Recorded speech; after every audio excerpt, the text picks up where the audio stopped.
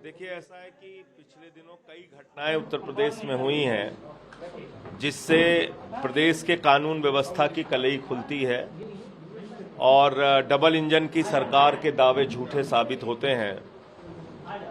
पहली घटना हुई बस्ती के अंदर, जहां पर एक पत्नी का गैंग रेप उसके पति के सामने किया गया। पति पत्नी दोनों ने जहर खा के अपनी जान दे दी। एक घटना मेरे गृह जनपद सुल्तानपुर में हुई, जहां एक डॉक्टर की निर्मम हत्या कर दी गई।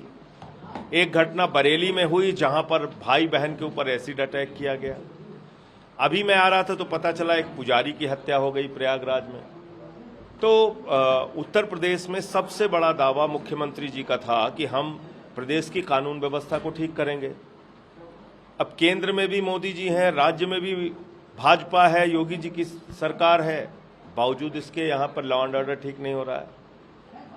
तो इसलिए ये जो हत्या हुई है देवरिया में, उनके परिवार को न्याय कैसे मिलेगा, ये सुनिश्चित करने के लिए मुख्यमंत्री जी को कोई ठोस कार्रवाई करनी चाहिए।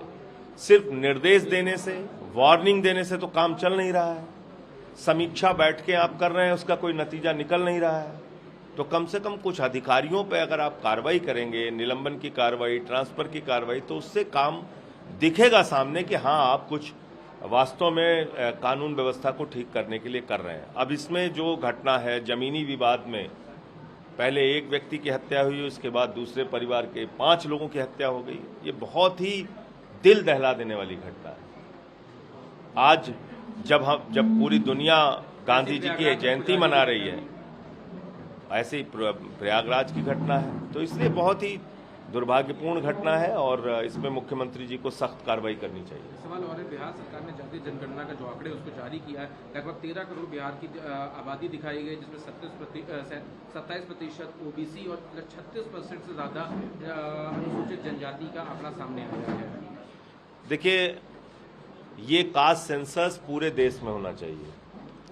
इस देश के पिछड़े, दलित, अल्पसंख्यक समुदाय के लोग लंबे समय से मांग कर रहे हैं कि भाई हमारी संख्या कितनी है ये तो बताओ।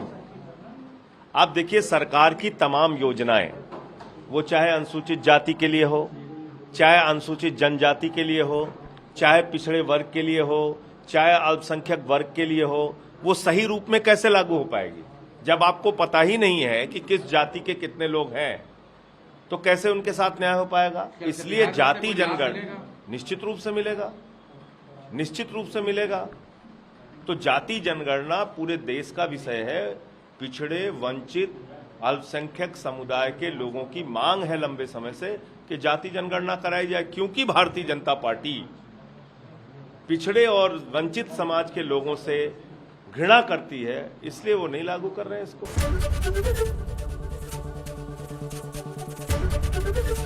एबीपी गंगा, खबर आपकी, जुबान आपकी।